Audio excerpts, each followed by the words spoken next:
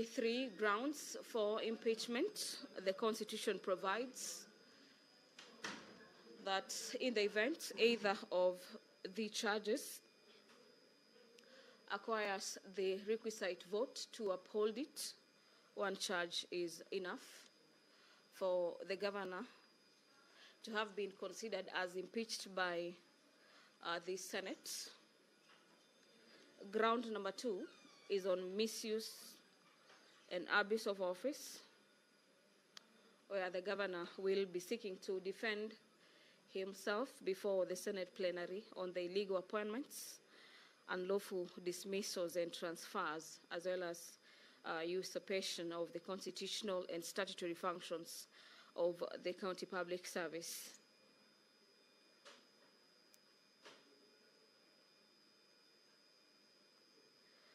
In the documents before the Senate, the governor is said to have abused his office by way of skewed, uncompetitive, and nepotic appointments of the county employees of various cadres.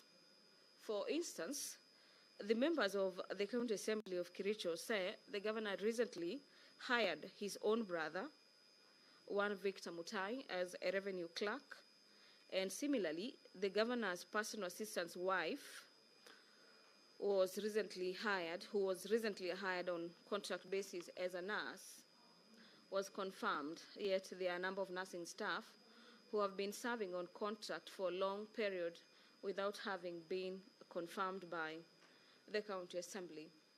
The other ground that is facing the governor for Kericho, and in which himself as well as the council are representing him, they will be seeking to show the Senate that the charges before the Senate are not as watertight, is the aspect of gross misconduct, where Governor Eric Mutai is facing accusations by the County Assembly of bullying, incitement, vilification of people and the county staff.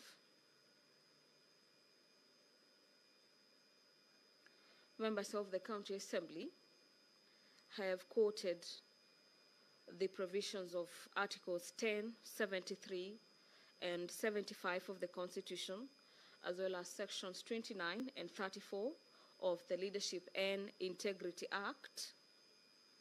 And they are accusing the governor of operating with impunity as though he is above the law.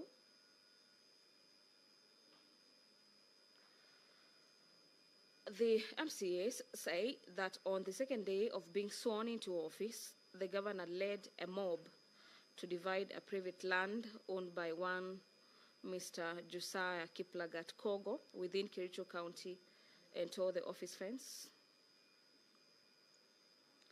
This is among other issues highlighted by the County Assembly.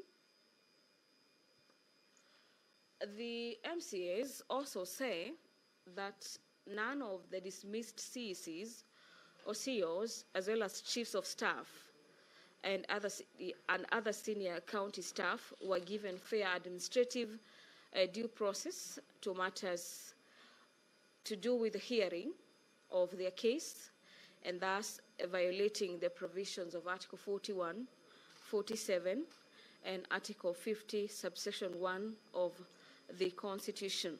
The governor is also facing the accusation by the members of the County Assembly, where MCAs, in their submissions before the Senate, are accusing the governor of persistently intimidating, molesting, and harassing county officers who do not sing to his tune, leaving officers jittery and creating an atmosphere of fear, uncertainty, and despondency in the county, and thus creating a toxic work environment.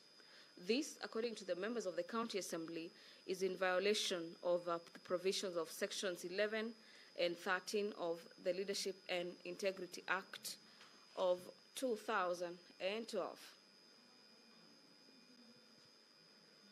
The other issue that the governor will be seeking to debunk at the Senate is the matter of persistently being divisive and unbecoming and using unbecoming language, which is undermining the office of the governor that he holds. This is contrary to Section 8 of the Leadership and Integrity Act.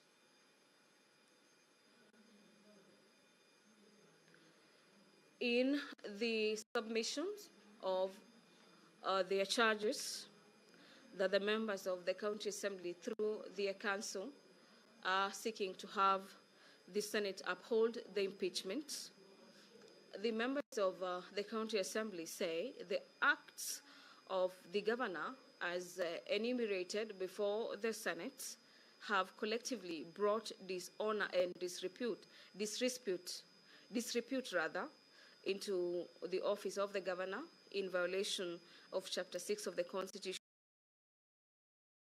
and the Leadership and Integrity Act of 2012. Remember, our dear viewers, public officers are mandated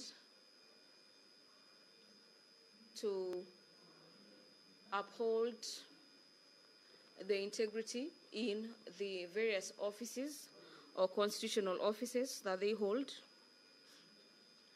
And this is equally the second time that the governor for Kericho will be appearing or is appearing before the Senate facing a similar matter on the impeachment. On the first juncture, the Senate threw out an impeachment facing the governor.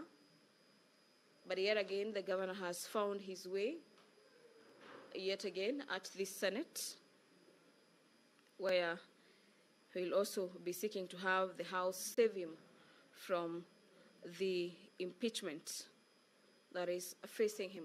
Remember, the County Assembly of Kericho impeached Governor Eric Mutai on 3 charges as provided for in the 2010 Constitution, being the grounds on which the members of the County Assembly may send their governors packing through the impeachment.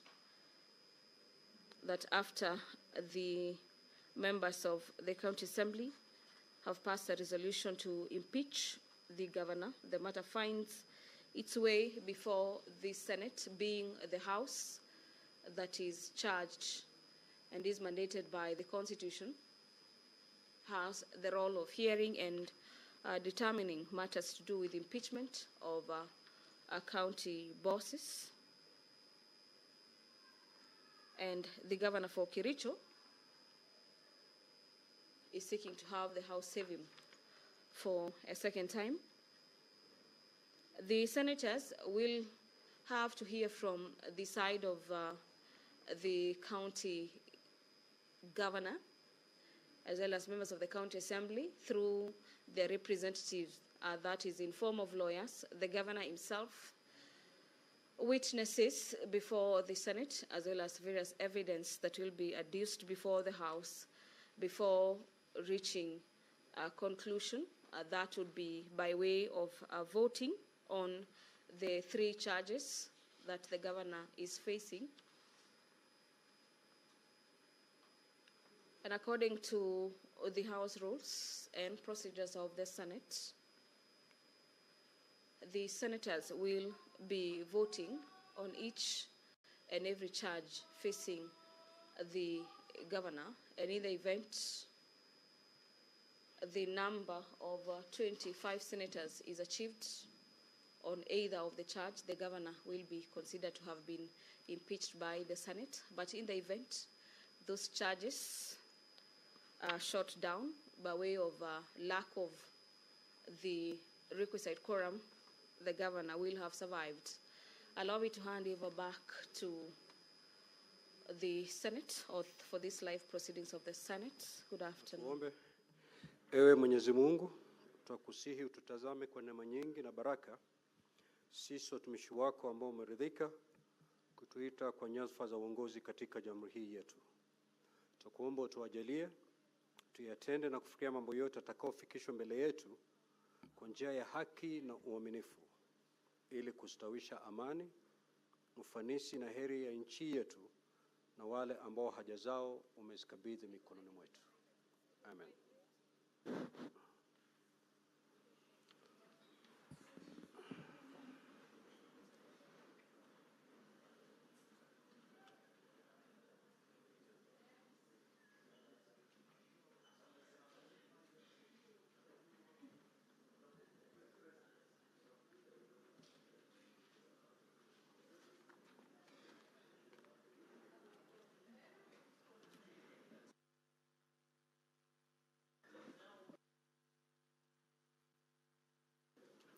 Clerk, do we have quorum?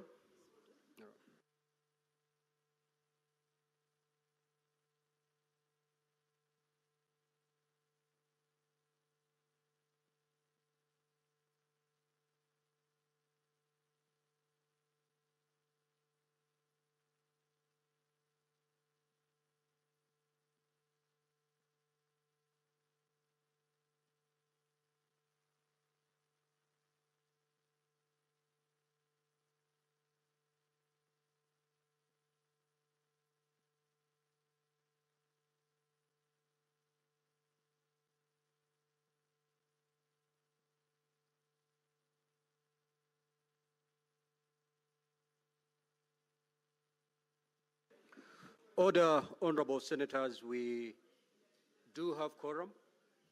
Senator for Nandi and Senator for Homa Bay, kindly settle down. Clerk, you may proceed to call the first order. Order number 1, communication from the chair.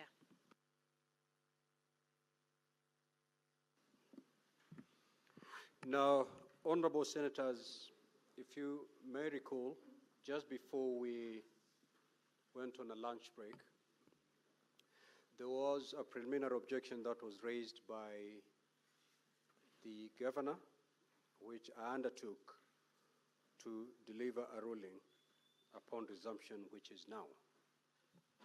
Now, honorable senators, on Monday, the 25th of August, 2025, as part of the bundle of documents submitted by the governor, pursuant to Rule 6 of Part 1 of the third schedule to the Senate Standing Orders, Messrs. Katwa Kagan, Katwa and Kemboy advocates, counsel for the governor sought leave to raise a preliminary objection to the hearing of the proposed removal from office by impeachment of Honorable Dr. Eric Mutai, setting out a number of grounds.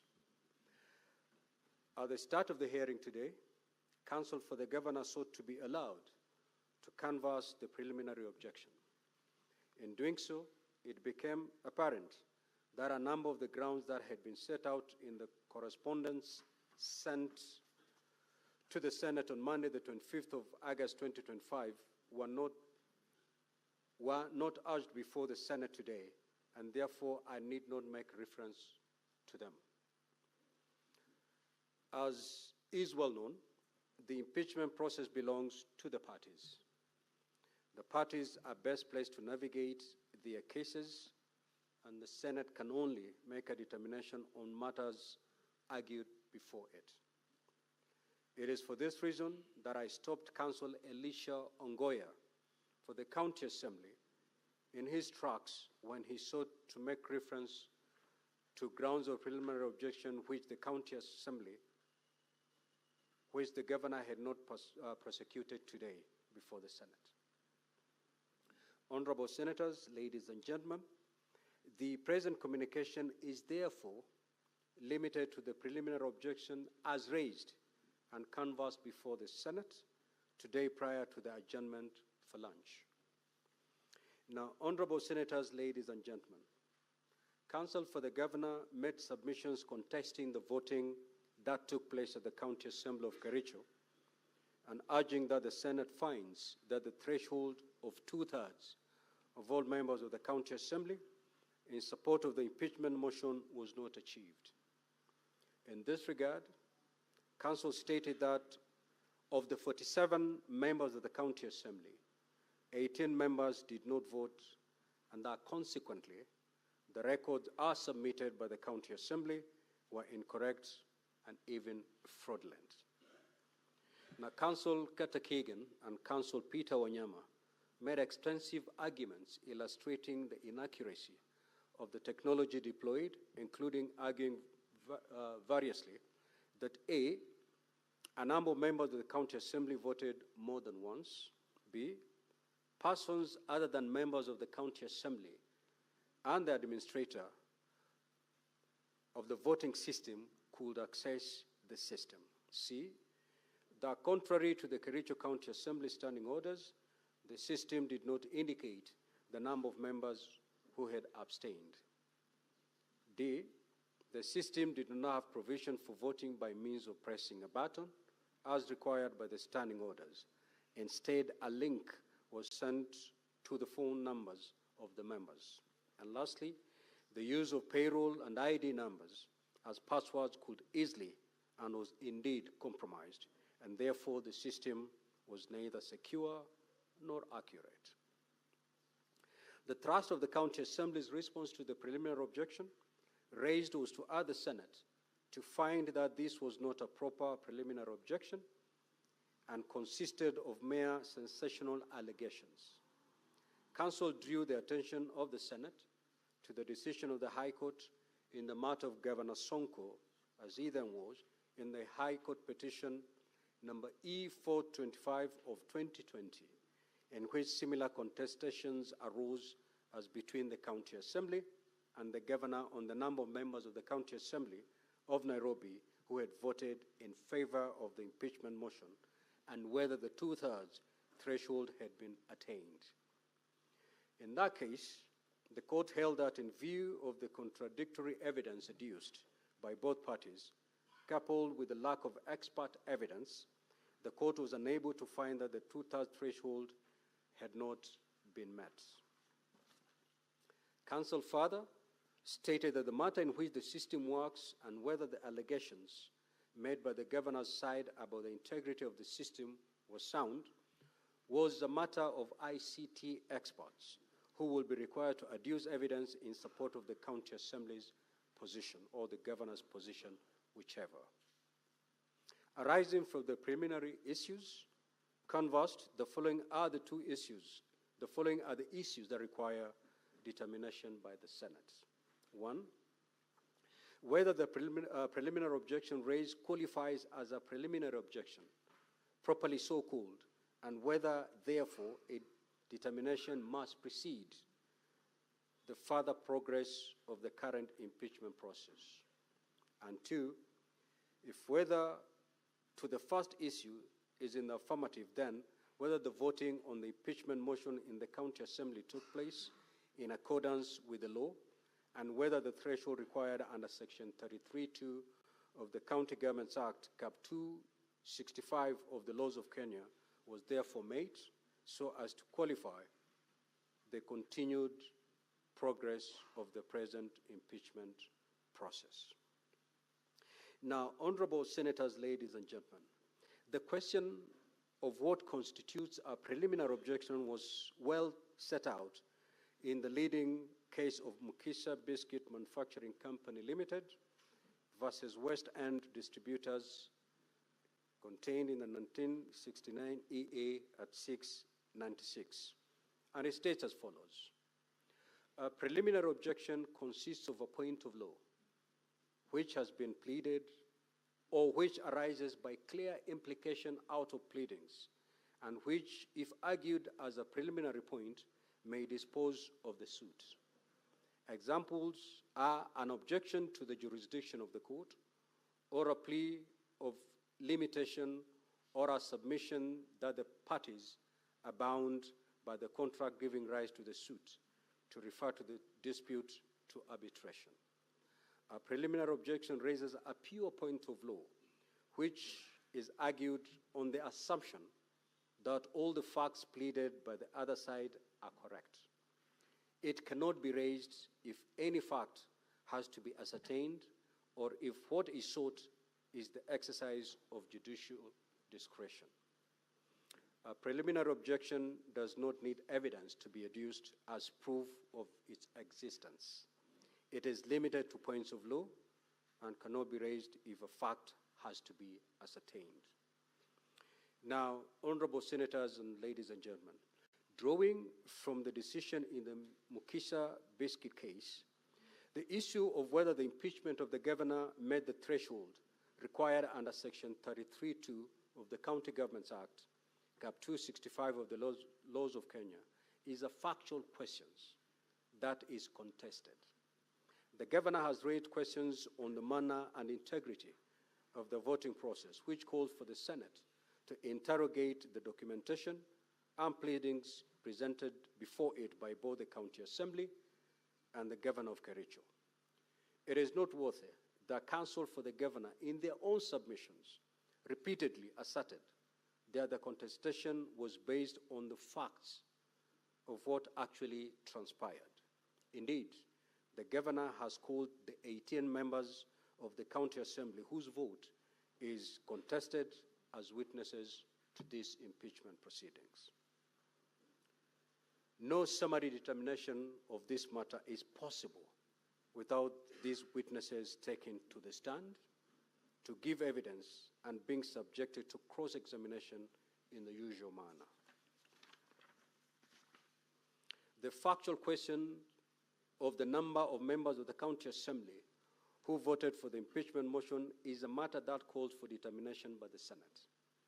The only way for the Senate to determine these questions is to receive evidence on the matter, evaluate the same, and make a finding one way or the other based on the preponderance of evidence. It is important to recall that the Senate did, on the 14th of October 2024, vote to uphold a preliminary objection raised by the governor of Kericho on the ground that the threshold required for removal of the governor from office by impeachment, provided for under Section 33 of the County Governments Act, and Standing Order 74 of the Standing Orders of the County Assembly of Kericho had not been met.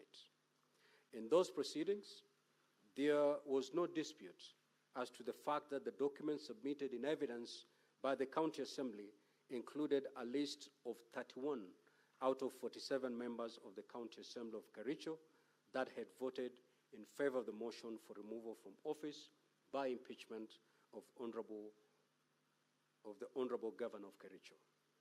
The question for determination by the Senate in those impeachment proceedings was whether the two-thirds constitutional threshold was 31 or 32 members of the County Assembly. There was no dispute or contestation between the Governor and the County Assembly as to the following facts. A, the County Assembly of Kericho has 47 members, and B, only 31 members of the County Assembly voted in favor of the impeachment motion. The Senate, in those proceedings held on the 14th of October 2024, was only left with the task of determining the legal question as to whether the two-thirds constitutional threshold was 31 or 32 members of the County Assembly. That determination did not require the production of any evidence.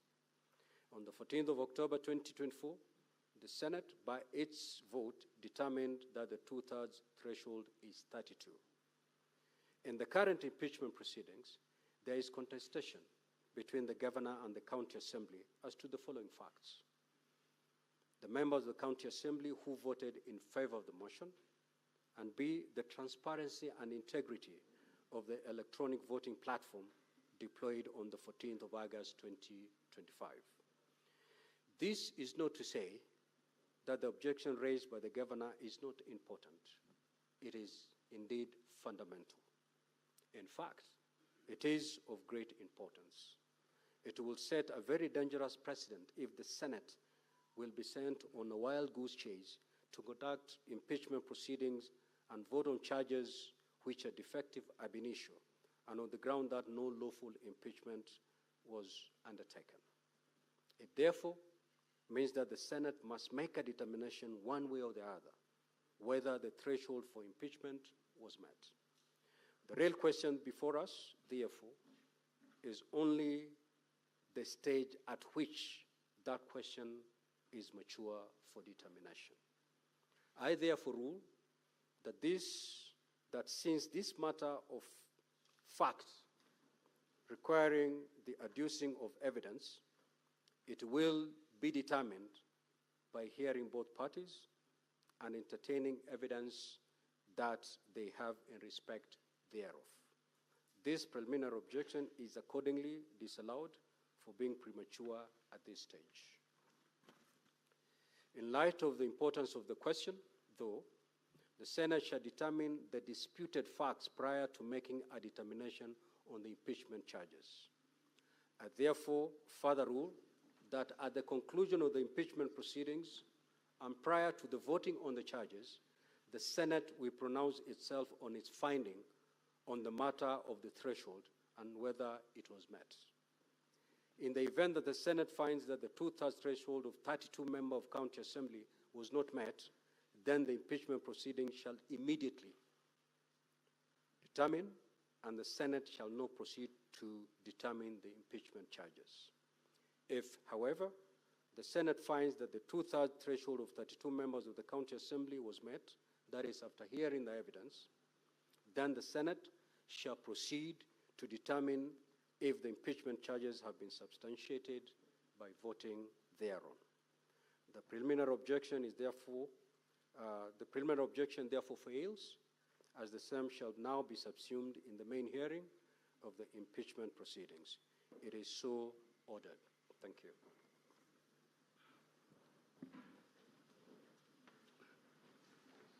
Next order.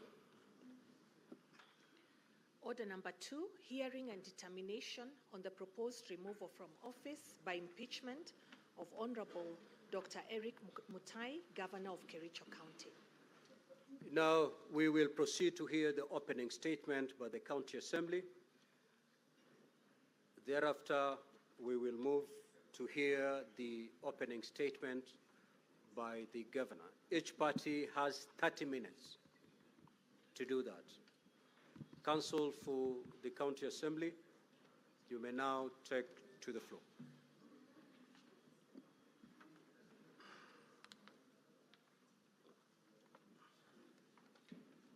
Thank you so much, Mr. Speaker, and thank you so much, distinguished senators.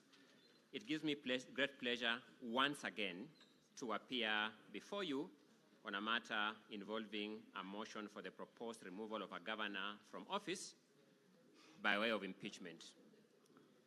Mr. Speaker, sir, distinguished senators, before I get into the pith and marrow of my opening statement, I'll begin by reflecting on the fact that coincidentally, today is the 27th day of August, the year 2025, and therefore today marks precisely 15 years to the hour from the day we adopted, enacted, and gave to ourselves and to our future generations the Constitution of Kenya 2010.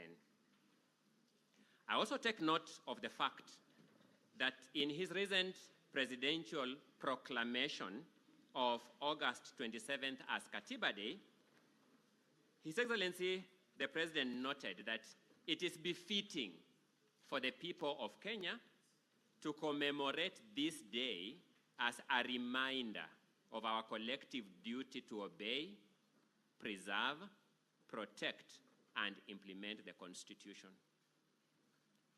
I finish that observation by noting that that proclamation also observed that Katiba Day shall be observed throughout the territory of Kenya, including our diplomatic missions abroad, as the day dedicated to renewing our shared commitment to the ideals of our Constitution by fostering national dialogue on constitutionalism, governance, and the rule of law. the County Assembly of Kericho has, by instrument of this motion, caused this House to sit here today and engage in this conversation, this dialogue on constitutionalism, governance, and the rule of law through the prism of the county government of Kericho. It is in the place of an opening statement, Mr. Speaker, sir, to lay out the broad outline of one's case. And therefore, I wish to proceed by laying out the broad outline of the case of the County Assembly of Kericho. The case of the County Assembly of Kericho is that generally, once elected representatives like the governor now before you have some prescribed tenure in office, in our case, a 5-year tenure. But the case by the County Assembly of Kericho is that there is an unwritten word in that 5-year tenure, the words being a 5-year good behavior tenure. The County Assembly of Kericho have brought before you their governor, and they are telling you he is of bad behavior. They now wish to lay out the basis for their assertion that having observed their governor for slightly over 2 years that he has been in office, his conduct reveals bad behavior. The County Assembly of Kericho takes note of the fact that this House ordinarily summons county governors and county executives, and sometimes decries the rot in county governments. What the County Assembly of Kericho has done is that internally, through its standing committees and through its ad hoc committees, it has undertaken an oversight role of the county governor and his executive. So they have had a scientific method of approaching this matter. At the conclusion of their investigations through standing committees and ad hoc committees, the rot in the government of the governor now before you has come to the fore. They have therefore carried that rot to you as evidence of bad behavior and will be inviting you to consequently vote for the removal of this governor from office. How will they do that? For example, when the time will come, they will take you through payment vouchers for multiple transactions. And when you study those vouchers and their supporting documents, part of the data that you'll come across is found in volume 4D of the County Assembly's documents. So that, distinguished senators, when you look at volume 4D of the County Assembly's documents, you will see a summary of what various payment vouchers and other transactional documents reveal regarding the county government of Kericho. I'll give you a few examples. Evidence will show that a company called Mengro Products Limited was awarded a contract to maintain a bridge at a contract sum of 3,120,790 shillings. As is common with infrastructure contracts, there is a retention amount that is retained by the contracting party, the county government, for a defect period, which is 10%. When the vouchers are laid before you, 10% of 3,120,790, you will notice, is 312,079 shillings. and that is actually the amount that was prescribed in the contract, as the documents will show you. On 8th November 2021, before the governor in question came to office, that matter was settled, and Mengro Products Limited was paid 312,079 shillings in full and final payment of the retention amount. After this governor came to office, fictitious documents were created, new payment vouchers generated, and on 16th October 2024, during the tenure of this governor in office, Mengro Products Limited was paid 312,079 shillings, the same amount that had been paid in full and final settlement on 8th November 2021. You'll be glad that you will have the inspection reports that were supposed to support this voucher for this payment. And whereas this is a contract for the construction of a bridge, the inspection report will talk about how bushes were cleared.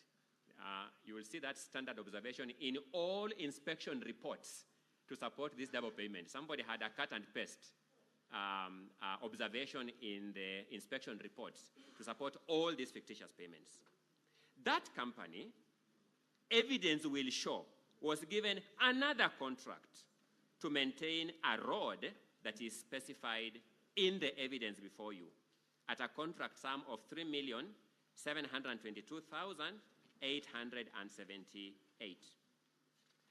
The retention amount was 372,287. That money was paid fully and finally on 1st April 2021, before this governor came into office. After he came into office, courtesy of creative accounting, fresh payment vouchers were generated, fresh supporting documents were generated, and on 16th October 2024, an amount of 372,288, the same retention amount that I made earlier, was paid afresh to the same company. Evidence will show, senators, that Mengro Products Limited, the same company, got another contract for construction of Lelsotet Bridge in Londiani Ward for a contract sum of 4,968,601. The retention amount, pursuant to that industry practice of having a retention figure, was 496,860. Vouchers and other supporting documents, which were obtained from the county executive through the county assembly's investigation committees, will show on 16th November 2021, before this governor came into office, the full retention amount was paid, 496,860. After this governor came into office, on 16th October 2024, the same amount, 496,860, was paid to Mengro Products Limited. In the course of this drafting, I sought to know whether somebody knows who is Mengro, because behind this company are people. Unfortunately, I was working with people who don't work in the executive, so they could not put a face to who Mengro was. I hope at an appropriate time, this Senate will ask that question directly to those concerned, who is Mengro? Cherire Holdings Limited is a company that was granted a contract to construct a road in Soliat Ward at a contract sum of 4,530,360. The retention amount was 453,036. That money was fully paid during the term of this governor on 28th June 28th June 2024. Full amount paid. On 16th October 2024, 4 months later, fresh payment vouchers were generated, fresh supporting documents generated, and the same amount was paid to that same company, Cherire Holdings Limited, on 16th October 2024. To save time, you will find that in respect of another company called Spike Investment Limited, through which, by virtue of double payment of retention amounts, the county government of Kericho and the taxpayer lost 383,065 shillings. You will find that in respect of Green 80 Limited, by virtue of double payment of retention sums, the county government of Kericho and the Kenyan taxpayer lost 416,034 shillings. You'll find that in respect of Prospera Ventures Limited, where the taxpayer, through double payment of retention amounts, lost 423,000, my apologies, 756 shillings. You'll find that in respect of Bitworld Holdings Limited, where through double payment of retention amounts, the taxpayer lost 565,278 shillings. You'll find that in Afriscape Limited, in respect of Afriscape Limited, Rolly Ventures Limited, twice.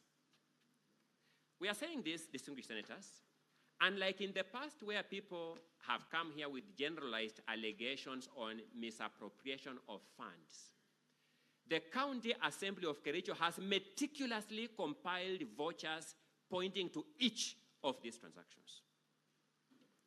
When you go to page 3 of that same volume, you'll find another scheme of double payment of retention amounts. This involves companies like Prospera Ventures Limited, Breray Limited, Bitworld Holdings Limited, Green 80 Limited, twice, Cherire Holdings Limited, twice, and Spike Ventures Limited. At page 4 of that volume, the County Assembly has tabulated for you the full losses amounting to 8,432,182.60. My clients instructed me that if this was one isolated transaction, they possibly would have thought of excusing the governor. The multiplicity of these transactions show either a governor who is not in charge of this county or who is complicit in these ills, and they'll be accordingly asking you to hold that governor to account. While at it, I will beseech the technical team to give you a sneak preview of what you will see in evidence through playing video number KCA V11. KCA V11, which will demonstrate to you another element of high-handedness on the part of this governor.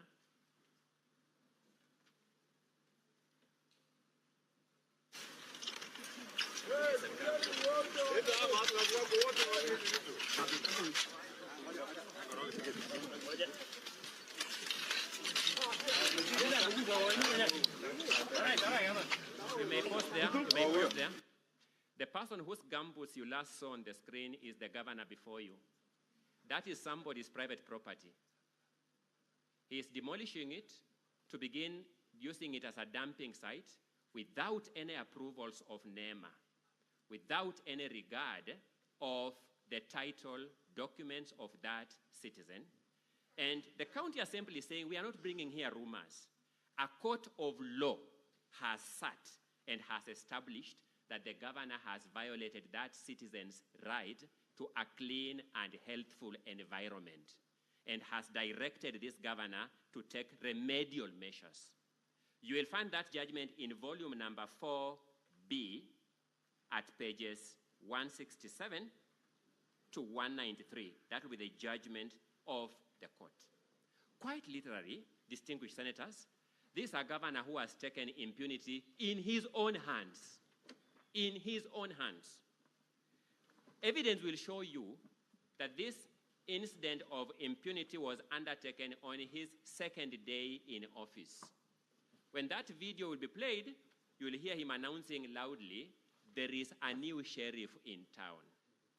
That's what you'll hear when the evidence finally plays out. We are making out a case, distinguished senators, that this is not a wild goose chase. This is a case founded on solid, tangible, visible evidence and evidence that can be felt by our senses that is properly documented. Distinguished senators, we all remember the infamous Londiani accident where a truck lost course and subjected to abrupt death and injury multiple citizens of this country. The national government made its own contribution to the victims of that accident. The county governor, now before you, collected money, 14 million shillings, to help those victims. In his public statements, and you'll see that in a number of videos, I will not play them down in the rest of time, where he's publicly stating that all this money is money for the victims. At the end of it all, distinguished senators, only 4 million shillings, just slightly above 4 million shillings, ended up to the victims. More than 9 million shillings was eaten under the watch of this governor by his officers, led by his then county secretary. At volume 4B, pages 82 to 83, you will see the minutes that the county secretary presented to the ad hoc committee of the county assembly trying to cover up for that theft. When you look at the report, of the ad hoc committee of the Kericho County Assembly investigating this matter, you will be told 100,000 shillings was paid to the pastor who prayed at the function where we were collecting that money itself. You'll be told 300,000 shillings was given to the county commissioner to facilitate him to move around in that respect. You will see millions of shillings that will be accounted for as money for tents. And I was telling my clients, I wish we were told that these are tents that are set up in the funerals to help people mourn. No, these were funerals set up at hotel establishments for bureaucrats to meet and eat lunch, and the evidence will show you how that was. And we are saying this is evidence of bad behavior. That if there is a learning and teaching aid on bad behavior for removal of governor, this is the one. Mr. Speaker, unfortunately, I can't see the time properly. How many minutes do I still have? You have 10 minutes. Thank you. My apologies, Mr. Speaker. My eyes, I think I'll need to see an ophthalmologist very soon. There is another scandal, Honorable Mr. Speaker and distinguished senators. If the technical team can show us the exhibit at page 14 of volume 6A, if the technical team can show us the exhibit at page 14 of volume 6A, if they can, I'll appreciate. If they won't, then I'll just be able to ask you to look at your volumes. Page 14.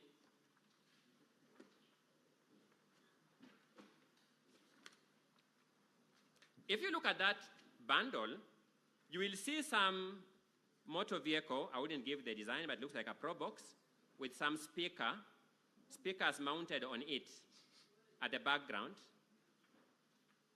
Volume 6A of the County Assembly's documents, soft copy of colored photographs contain a flash disk, but volume 6A, at page 14, you will see people meeting there, and I have two explanations to give, or two evidence will show you. You will see some speakers mounted on a motor vehicle there, and this was a public participation event to settle squatters, a public settlement of squatters. Those two speakers mounted there for a one-day event that took 5 hours, you will be told, cost the county government of Kericho 325,000 shillings.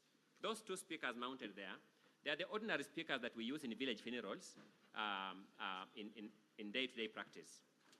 In fact, the question I would ask if I sat where the governor's seat is, why then not just buy speakers for the county government of Kericho in multiple numbers then hire those two speakers you are seeing there at 325,000 shillings. But that's not enough. The people you see sitting in that photo under the sun, you'll be told tents were paid for this event at millions of shillings. And the tents are covering those very people you are sitting in the sun. I am demonstrating, distinguished senators, that we are not using the word bad manners to exaggerate anything or as an alarmist statement. We have documented vouchers and we have documented bank statements and we have documented photographs to show that. When you turn to volume number 4 of the county, my apologies, there is just volume 4, just numbered volume 4, then we start 4A, 4B, so it's just 4.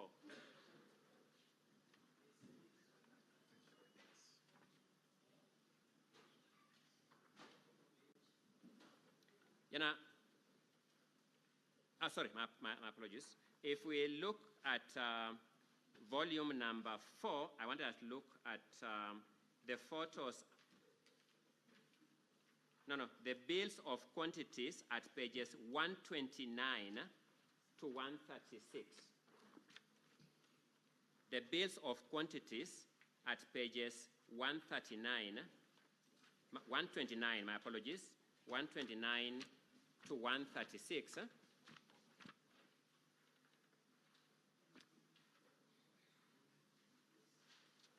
You will see bills of quantities for renovation of certain houses at a place called Kericho.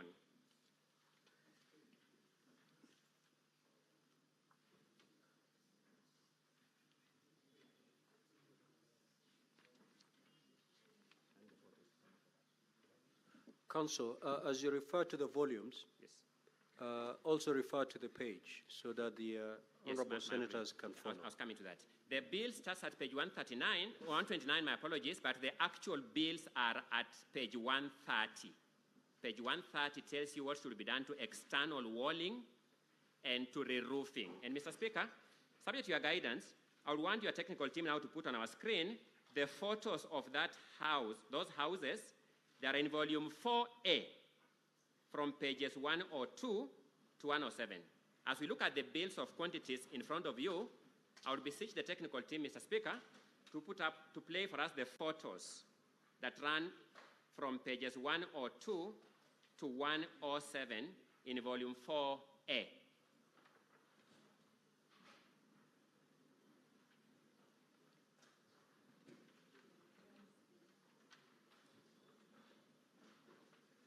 Mr. Speaker, may you, in the interest of time, direct the technical team to allow our technical team out there to put those photos on the screens?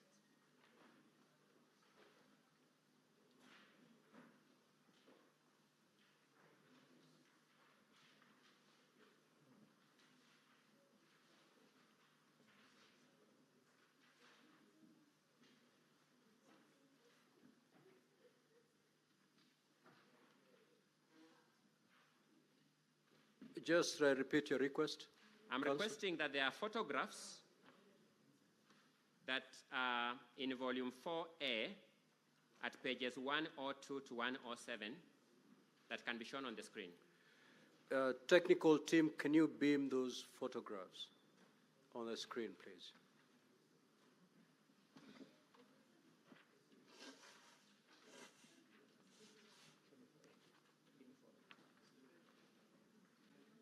Volume 4A, pages 102 to 107.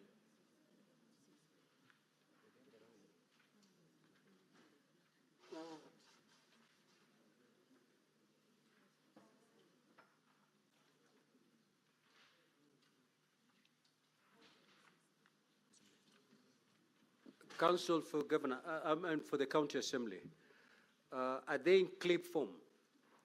They're just scanned photos, they're scanned. They are photos, they'll just be shown. Alternatively, let me make work easier for everybody. Let's look at volume 6A, the small volume 6A, the small volume. 6A. 4A had the black and white version, then I have 6A, the colored version of the same photo. If Council for the County Assembly, if you can have one of your team members to go to the control room. He is there. That's why I'm inquiring for what is happening there, because he's there. Okay. Yes, we have somebody there. 6A, pages, yes, correct, on the screen. Thank you. I want you to look at the bills of quantities, and those are the houses as finalized and paid for. Those are the houses as finalized and paid for, 2.9 million shillings. Let's continue running kindly, technical team. Yes, those are the houses. Just pause there. There are a number of houses. They are the same design. They are the old national houses, housing council houses, the same design. But so that's it. Those houses, one of the bills of quantities paid for is re-roofing. And you'll see the description of the roof supposed to be put.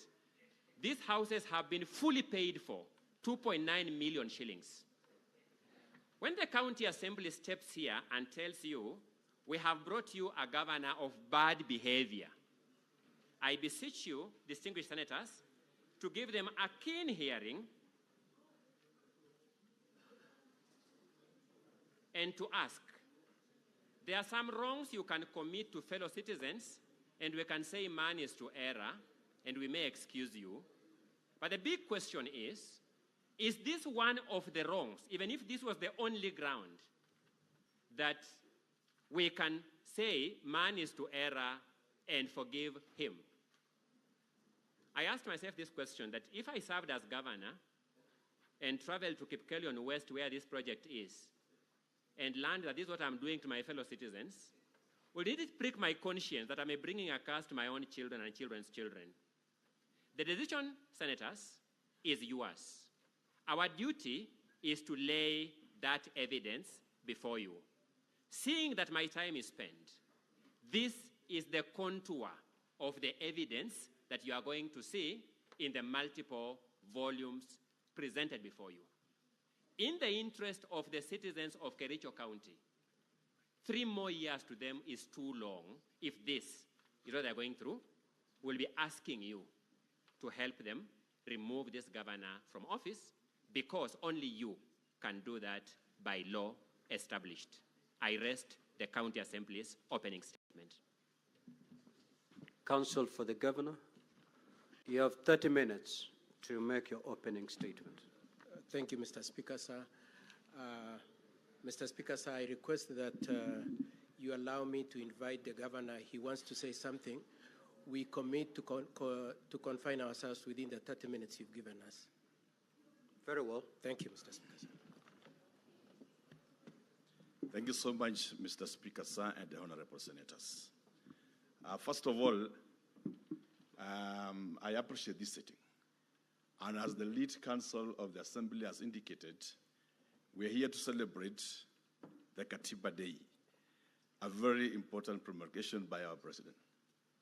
As I stand before you, Mr. Speaker, I wish just to indicate some few observations.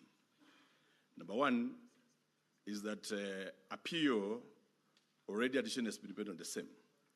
And as to reflect on the National Day, the bigger question that will be advancing in this discourse as we move forward as to whether there were proper impeachment or not at the County Assembly. I say this with a lot of conviction as the governor of the great county of Kericho. That's number one. The items that has been tabled before the Great Senate today, that is the report, the ad hoc report on the NAFCDB program, the ad hoc report on the FLOCA program, the ad hoc report on the fictitious payment. The role of a governor is to instill discipline where necessary. I wish to state before the honorable senators with a lot of humility that the report on the fictitious payment was handed to me by the County Assembly after my impeachment has been tabled by the County Assembly.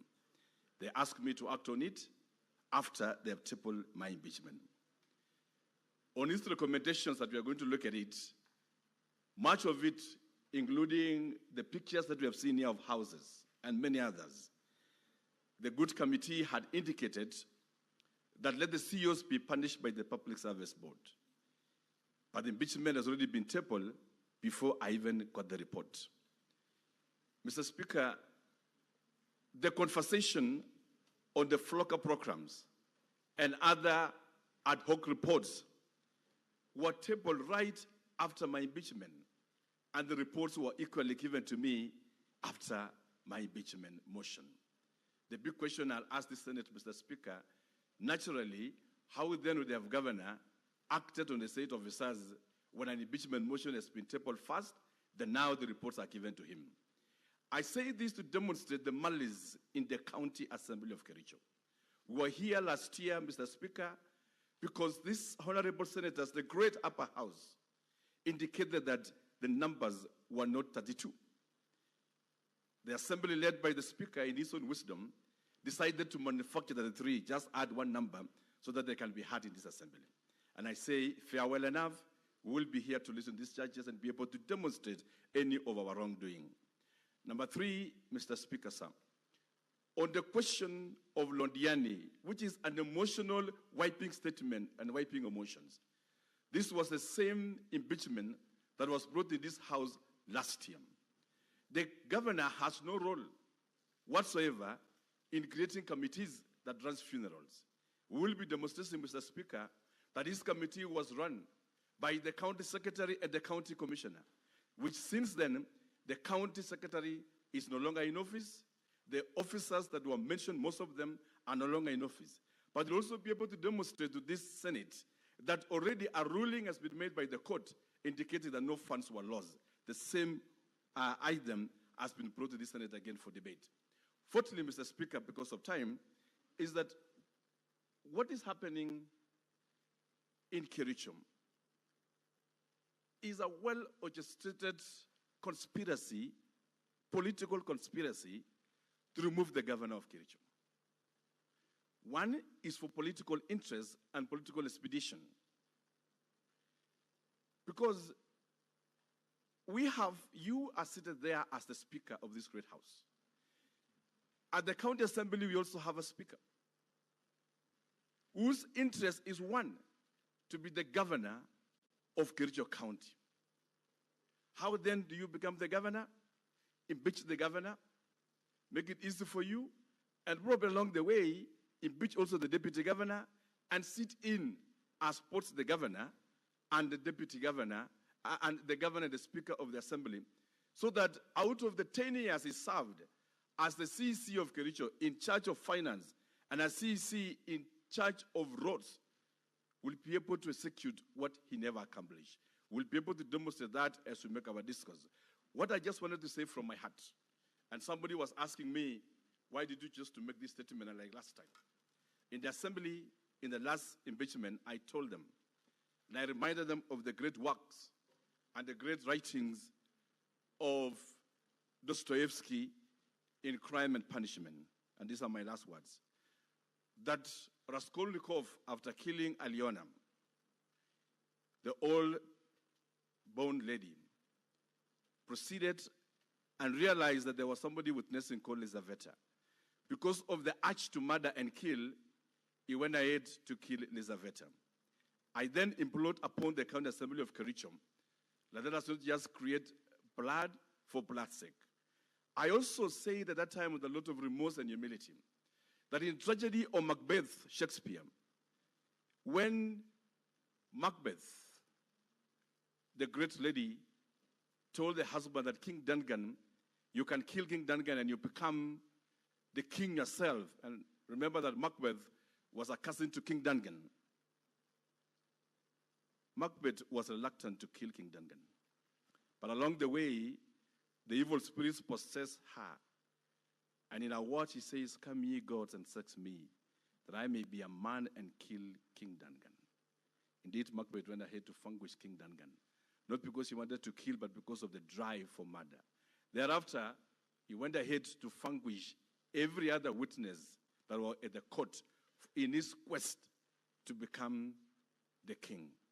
My imploration to the County Assembly of Kericho at that time was that much as we have political aspiration, let us resist the temptation of political murder for us to get what we want.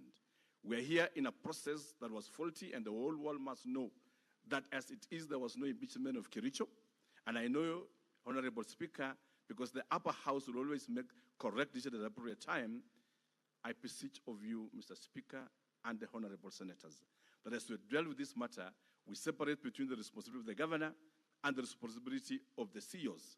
Some of them that will be brought here to adduce evidences are former CECs of Kericho County. Some of them were mentioned in the Londiani scandal.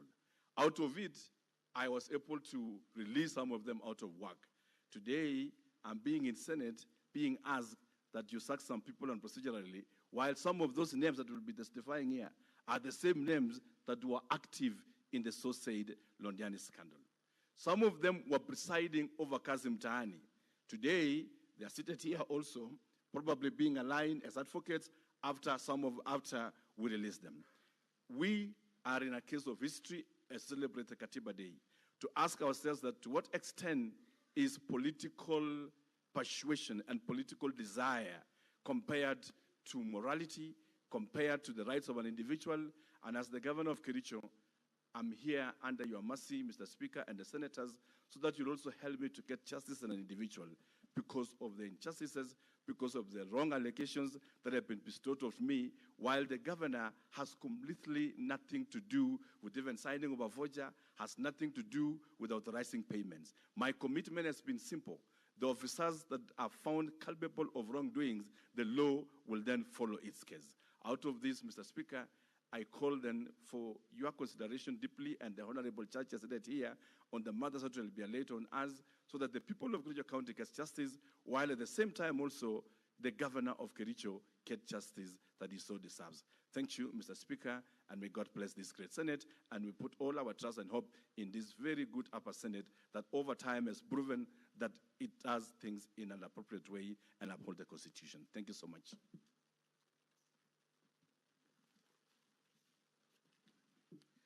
Mr. Speaker, sir, and honorable senators, the first issue I wish to address is our insistence on the preliminary objection we raised earlier on. We take on board the directions and the guidance given by the Speaker. We will adduce evidence of the 18 MCAs who did not vote, and we maintain that indeed this motion should not be here because the total optimum number of MCAs who could have possibly voted in favor of this motion could have been 29. And we are not saying that 29 necessarily are voted. We are saying that the results that were brought here were manipulated. And so that would be the first item in terms of my opening address. The second issue I wish to contend with Mr. Speaker and honorable senators is we contest the allegation or the contention that the governor is of bad behavior. It is our argument that the governor is a victim of political machinations, especially at the instance of the Speaker of the County Assembly. Mr. Speaker, sir, it will be our case that the law provides for responsibility for every individual in all the cases that the County Assembly, through my learned friend, Mr. Ongoya, has identified.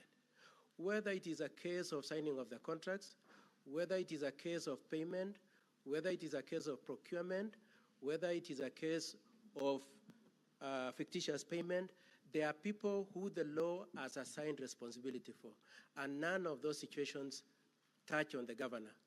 Mr. Speaker, sir, it is our argument that the nearest you could come to hold the governor responsible in a fair situation is if it were to be the case that indeed the improprieties have been brought to his attention, he has been afforded an opportunity to act, and he has chosen not to act.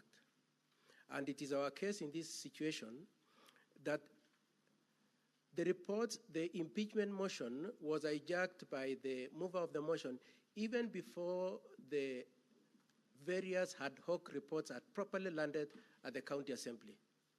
It will also be noted when we eventually come to the case that each of those ad hoc reports made recommendations for actions to be taken by various aspects of the County Assembly. Where it touches on the CECs, it is the governor to act. Where it touches on CEOs, it is the public service, the county service board to act. and there are instances also where recommendations have been made for even EACC to act. And so, as it were, Mr. Speaker, sir, and honorable senators, it is our argument that we were not afforded an opportunity to act, and responsibility of the governor could only attend his inaction if he had been afforded an opportunity to act. Now, we are prepared to accept that if it were to be the case that there is a very pervasive and rampant improprieties at the county, you could start wondering whether the governor has put in place proper mechanism. It is our argument that keeping away the emotional way the issues have been put, and we are not belittling the amount that has been lost, we are not belittling the issues that have been raised, we are only saying that it is not true that it is as rampant as it has been alleged. When you critically look at both the amounts involved and the incidences in the face of the size and the turnover of Kericho County. We are not belittling it, but we are saying that these incidences have been blown completely out of proportion, and that they do not indicate in any way either complicity or inaction on the part of the governor. We would also like to indicate, and we will adduce evidence on this point, that much as the governor was taken through the process of impeachment at the county assembly and came to learn of the reports subsequently, he has already forwarded some of those aspects of those reports to EACC, and the EACC is already taking action on some of those issues. It just goes to show how proactive and interested he is in making sure there is accountability for public resources, and the extent to which the description of him as having bad behavior is very far from the truth of the situation. Now, my learned friend has also singled out a number of issues. Let me start with the retention money, because that's the one he multiple times referred to. He says in all the instances that payment was made in previous regime and then another payment was made in this regime. It brings us back to the basis and the root cause of this case. Being this argument we made at the county assembly and we'll be making here, that these allegations are rooted in the political ambition and interest of the Speaker of the County Assembly. And the basis of that, Mr. Speaker, sir, is that these allegations of retentions have been paid in the previous regime, where at the instance of this, the Speaker, the current Speaker when he was in charge of finance, and proper investigation as to whether there was previous payment and a subsequent payment in this regime, Mr. Speaker, sir, is an issue which is a witness and has an interest in. Our position is that we deny, and we were entitled to more time to look at it and address that issue, Mr. Speaker, sir. But we are emphasizing the extent to which the Speaker in the County Assembly would go out of his way to generate and fabricate a case against the governor. On the issue of Londiani, Mr. Speaker, sir, we would like to invite the attention of these honorable senators that the allegation on Londiani we contest on two dimensions. The first one is that it was part of the allegations which you threw away in September 2024. They have been brought back. And that is contrary to the provisions of Standing Order number 70A, which prohibits reintroduction of previously highlighted allegations. That's the first issue we wish to take up on that issue of Londiani. The second issue we wish to take up on this issue of Londiani is that the allegation against the governor is that he failed to act on a report that had been given to him by the County Assembly. We would like to bring to your attention, honorable senators, and we will point out to you that that report of the County Assembly was stayed by the court. The court said no action can be taken on that report because of the impropriety with which it was made and the malice with which it was made, and therefore it cannot be right to say that the court, having found that no action should be taken by the governor, he should now be brought here for impeachment. Then there is the issue of private property and the emotional play of the video where they said governor was in gumboots.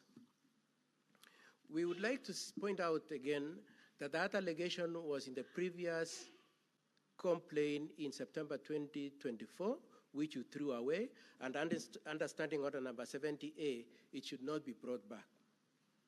But secondly, my learned friend, Mr. Ongoya, has said that that was invading private property. He then went on to say that it has been determined by court.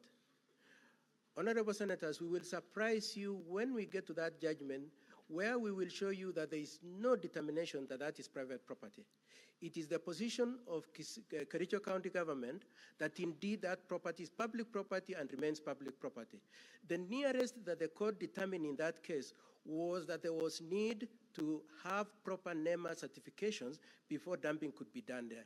There was no determination that it belongs to the person who had complained. The nearest that was made was that it needs to, that the property should not have been used for dumping before certification has been issued. And for those reasons, Honorable Senators and Mr. Speaker, sir, we pray that in the course of this trial, we will show that this impeachment motion, number one, doesn't meet the threshold for it to stand here. Number two, that the allegations have been overstated, they have been exaggerated. And number three, that quite a number of them are not true. I would, within the time that I still have, I would like my learned friend, Mr. Wanyama, to say something. Just a minute before he sits down. I forgot to indicate, Mr. Speaker, sir, that the land in question that has been debated and so sensationally brought here, Senator Aaron Cheriota is not, because I don't need to discuss him here because he's the majority leader. He helped us the other day to get the title deed towards the portions of that land through Anandwale. And the lands and the process is ongoing to get the title deed of the entire parcel. And of course, the documents that will be tabled here will also be able to demonstrate that. Secondly, I would like to emphasize, Mr. Speaker, because I stand easy, I don't know my fate after this. And it will be prudent in future. This is just my thinking, not as a governor, but as a scholar, that if we will not be careful in this country, speakers who have ambition and have good money in their pockets will just be able to wake up one morning, create a list and send to Senate for governors to be impeached.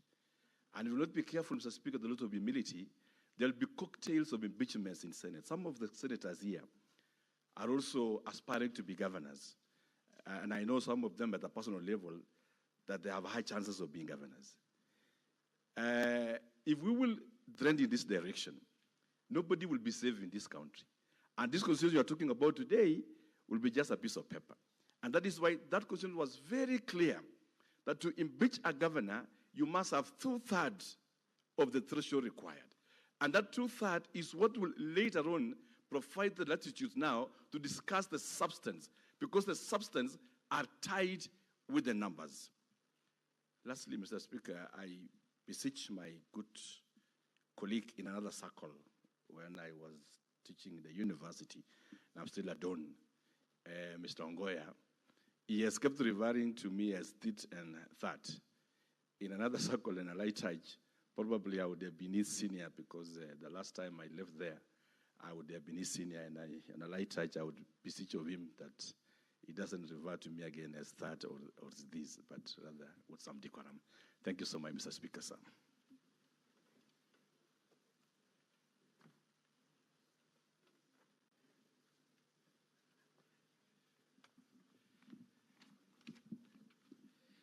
Thank you very much, Mr. Speaker.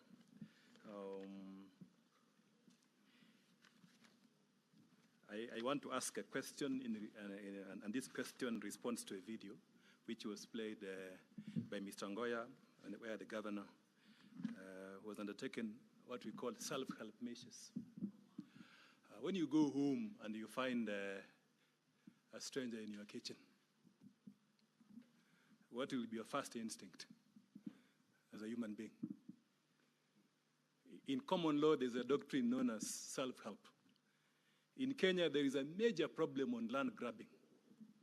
the land in question where the governor undertook self-help measures, which is allowed in law, and the matter is under litigation, is public land. A private developer, an individual who has an interest in this land, then takes up the matter in court, and then we are saying that is a ground for impeachment, impeaching the governor. So that just demonstrates to you the nature of the county assembly case. The county assembly case, if you examine it, does not meet the threshold in Article 1 of the Constitution. The gross violation of the Constitution and law, and gladly this Senate has already interpreted this question in very many decisions. There ought to be, for you to determine that there is culpability by the governor, you must look at the evidence. There must be something which the governor did personally for purposes of being removed from office. What is it that the governor did in respect to the procurement? Look at the evidence of the county assembly. They will not be saying the governor did this. Instead, they will be saying that a procurement officer did not write a professional opinion. And then that contract was approved by the accounting officer. So in that case, what is the responsibility?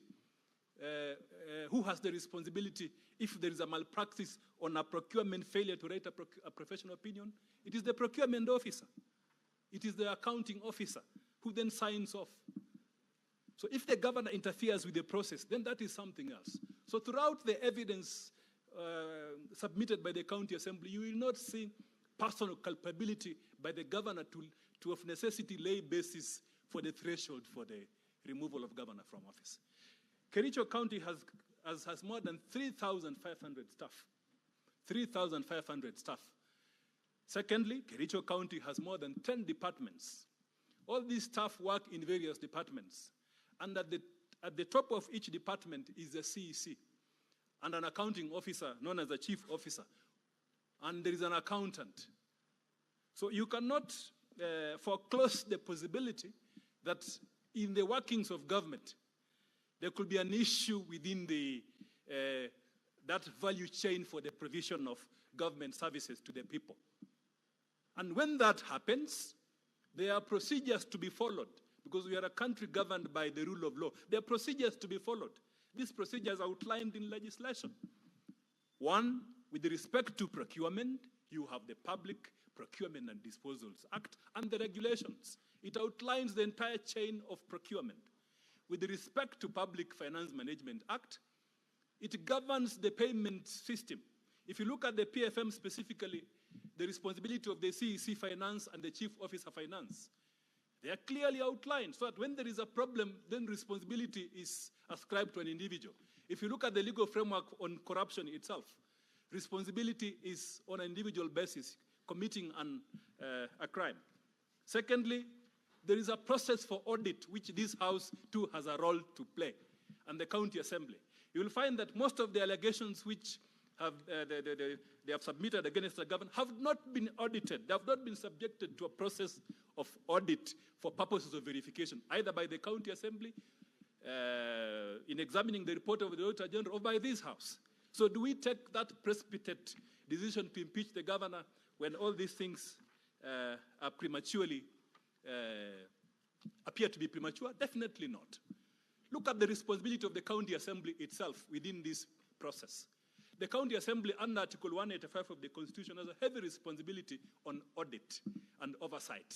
Sorry, let me use the word oversight. They oversight the county executive. So what steps has the County Assembly done to summon the procurement officer, the accounting officers within the county government on the various departments, for them to answer and get satisfied on the primary questions before we take the next level issues to impeach the governor? So that is very important. You will be seeing this throughout the issue of nexus. It is not there throughout the evidence by the County Assembly. On the issue of voting, the threshold question, we will be laying basis in cross-examination and also part of our evidence. We will be cross-examining the ICT officer who says he developed this system internally. And this system was deployed for the first time in this impeachment, as I said, on a serious matter concerning the removal of governor from office, being deployed for the first time. And then we will be demonstrating to you the vulnerabilities of this system. That to access the system to vote, all you need to do is to get the IPPD system, the IPPD number of the MCA, and the password is your ID. Then you access this system, which is tied to the website. So anyone with that can access. And we will be laying evidence in terms of video, showing that the leader of majority has confessed on record, on video, showing that he voted on behalf of an MCA, who will be standing before this forum, before this house, to tell you that he never voted. Instead, the leader of majority promised some financial inducement to that MCA. The move of the motion. Financial inducement to that MCA to vote. That is evidence on the question of numbers. We will be laying evidence here that despite the logs which are before the House, the logs which are before the House, there are 4 MCAs who never voted.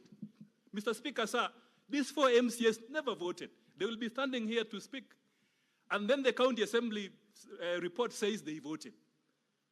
Mr. Speaker, sir, there are 18 other MCAs. 18 other MCAs who will be appearing before this House.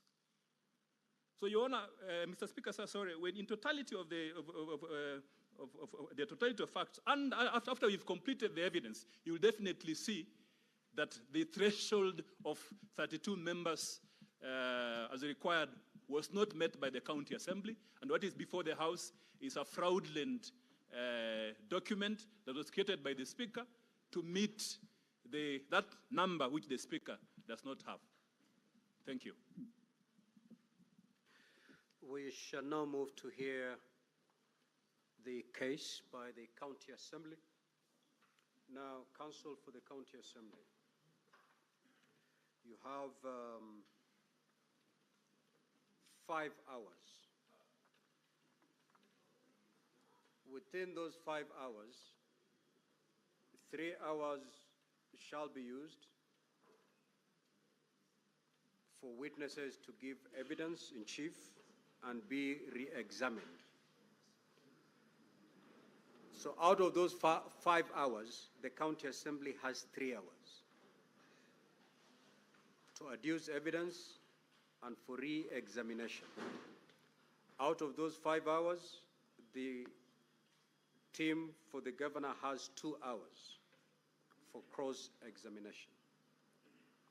Once the 5 hours are done, we will move to the case by the governor. Now it's now 4 p.m. The House will adjourn at 6:30. So you'll have 2 hours, 2.5 hours for today. And tomorrow morning, when you resume at 9, you will have the remainder to be utilized tomorrow morning. So the team from the County Assembly, may the lead counsel take to the floor so that you start by calling your first witness.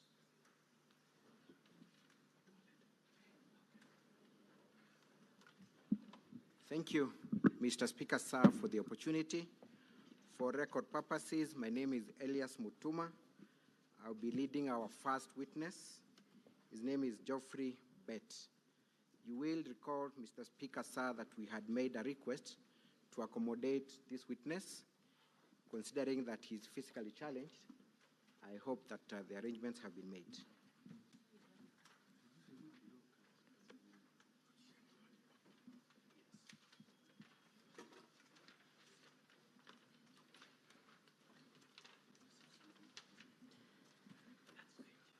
Proceed. Thank you, Madam Speaker. In terms of our documents, we shall be making a lot of references to Volume 2 of the County Assembly's documents.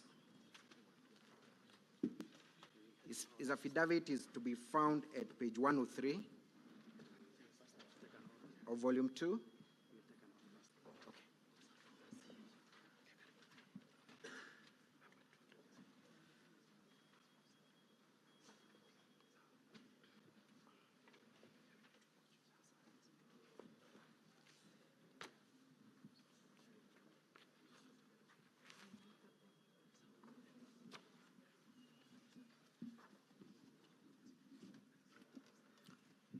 Clerk, you may swear in the witness.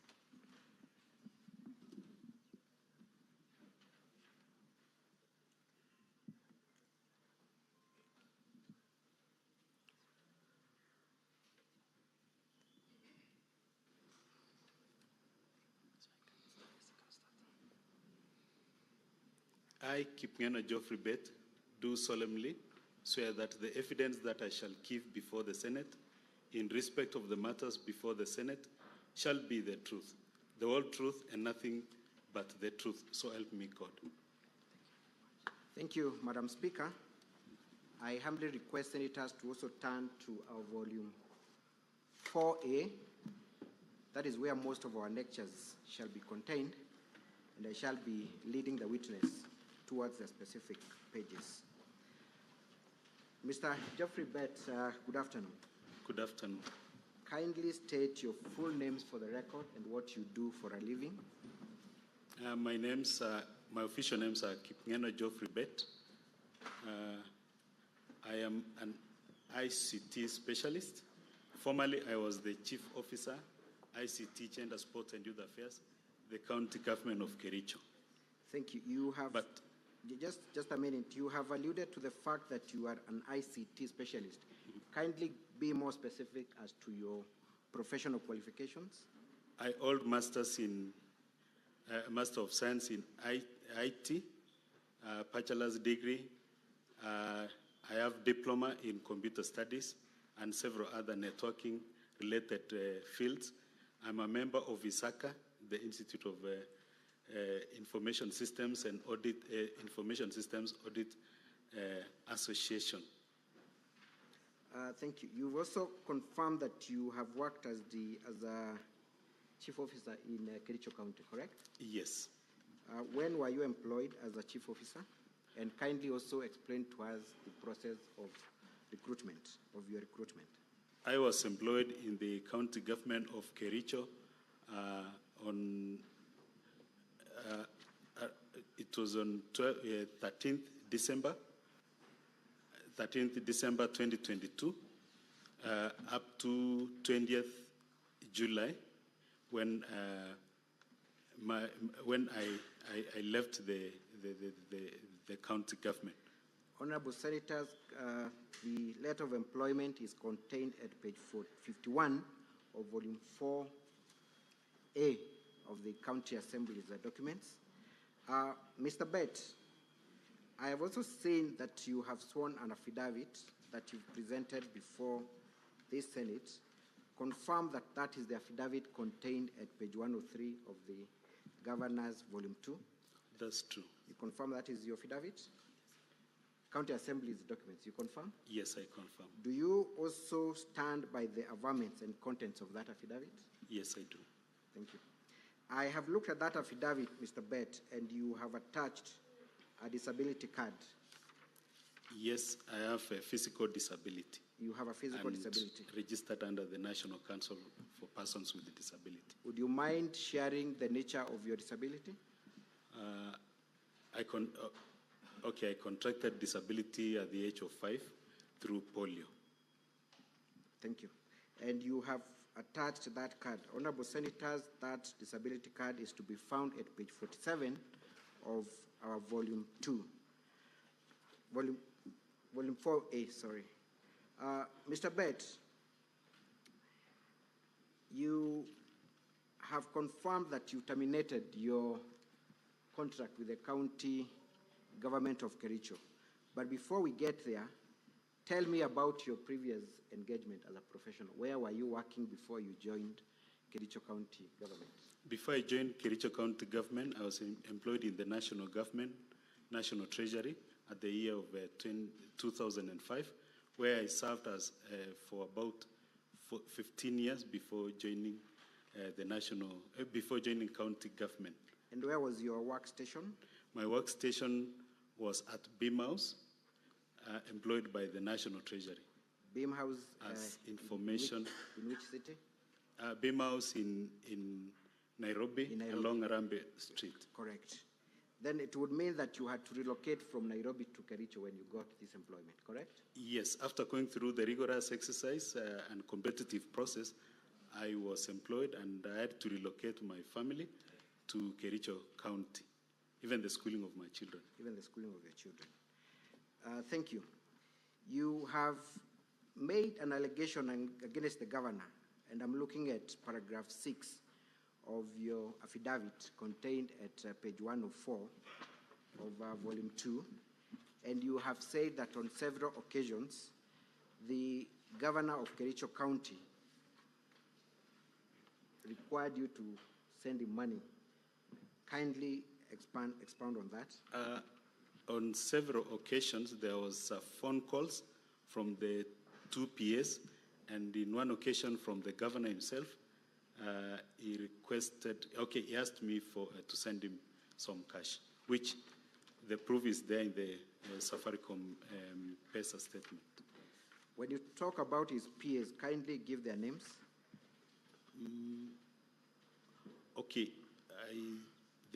I don't know the exact official names, but we have one Elias Rulite and another who is known as Rennie. Maybe to refresh your memory, at paragraph 6, you've mentioned a Mr. Robinson Kiplagat. Yes. And Mr. Rennie Kipsan Ngetich. Yes. Are those the PAs you're talking about? Yes.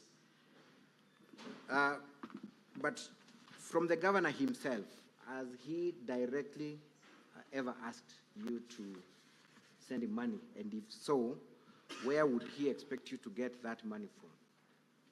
He asked me on some occasion to send him money. Yes, I did. And the proof is there.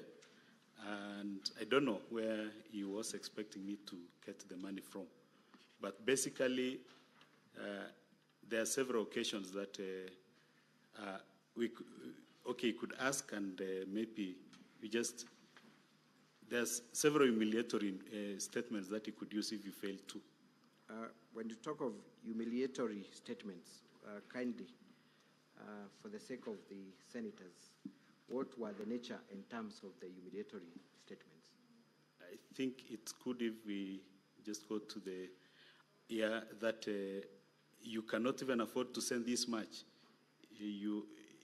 At times, that is being silly. I remember one day when it was in loudspeaker, I had put in loud audio when my family members were there. Unexpectedly, I caught some communication from him. And even my children and wife can attest to that. They when I showed that I could not afford to, told me that is being silly. I've given you this job, and you cannot even send this little money. So it affected me. What time of the day was it when he made this request? It was approximately around 9:30. PM or AM? PM. PM, okay. Yeah. So that was family time, I presume? Yeah. Kindly take us through the different transactions where money was requested from you and you sent the governor. Honorable Senators, kindly turn with me to volume 4A at pages 55 to 67, and the first transaction is to be found at page 56. Page 56 of volume 4A of the County Assembly's documents.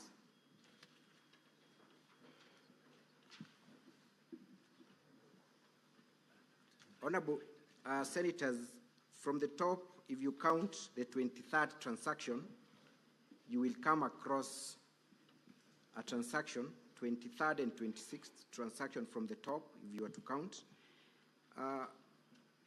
Mr. Geoffrey, tell us what time that was, what transaction was that, and why you had to send money to the number at attached therein? Actually, this was it was in the evening, and I was asked to send the money. It was 30,000, but instead of sending 30,000, I made an error. I sent 3,000. After realizing, I had to resend 27 to make it 30. Where did you get that money from? The money was from my savings, and from my savings. From your savings. Yeah. Let's look at the next transaction at page 20. At transaction 26. Tell us what time it was. Okay. The first one was 20:08 and 24 seconds. That is at night. At night. 8:08. 8:08 at night. Mm-hmm. And then another one was 8:09 at night. To whom were you sending this money? Is it to the PAs or to the governor directly? To the governor direct. To the governor direct. Who made that request for the two transactions, the 23rd and 26th transaction? Was it the governor or the PA? The governor. The governor himself? Yes. Was the amount requested related to your work, to your normal duties? No, it was not related to my normal duties. But, Mr. Geoffrey, were you under any obligation to send this money? You could have refused. Why did you have to attack your savings to give the monies to the governor? I was not under any obligation, but because of the embarrassing statements and the coercing, I had to. Let's go, Honorable Senators, to page 58, transaction 13. Page 58, transaction 13. There is a transaction there, Mr. Geoffrey. Kindly confirm what time it was, what time of the day it was. The time is 14:12. 14:12? Yes. To whom did you send the money? Not 14:12, it is 12:36, sorry. 12 a.m. or p.m.? Are you able to confirm? This one was p.m. Okay. To whom did you send the money? And again, how much did you send? I sent it to a number that I was directed to, which one of the PS was using, Roulette, alias Roulette, but when you send money, it is bringing the name Irene Chepkwony. Irene Chepkwony? Yeah. You confirm that that number was attached to one of the PAs? Kindly give us the name of that PA. We had Mr. Robinson Kiplagat and Rennie Kipsang Yetich. Robinson Kiplagat. Robinson Kiplagat. Kiplangat. Okay. How much did you send? It's 15,000. 15,000. Again, was that a request for money related to your work as a chief officer? No. It was not. Not at all. Was it for use, for any official use by the governor, to the best of your knowledge? I'm not, but I don't think so. You do not think so. Let us go to Honorable Senators, page 59, transaction 16. Again, there's an amount sent to the same Irene Chepkwony. How much was it? It was 50,000 Kenya shillings. 50,000. What time of the day? 4:20 p.m. 4:20 p.m. Let's go to page 60, transaction 30. And I want you to pause there and tell me what you had to do to raise that money. To whom did you send the money? To Irene Chepkwony. Irene Chepkwony, the same person, correct? The same person. How much? It's 40,000. 40,000.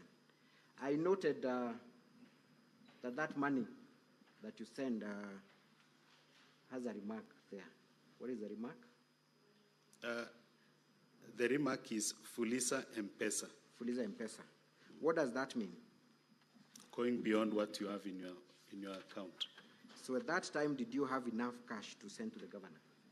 Actually, I did enough, but because of the pressure, I had to do that. You had to borrow to satisfy the governor's request. Thank you. Page 61, transaction 34. Again, how much did you send to the governor? 50,000. What time of the day? 5:55 p.m. 5:55 p.m. Did you have enough balance in your M-Pesa? No, I did enough. I had to Fulisa as well. Page 62, transaction 27.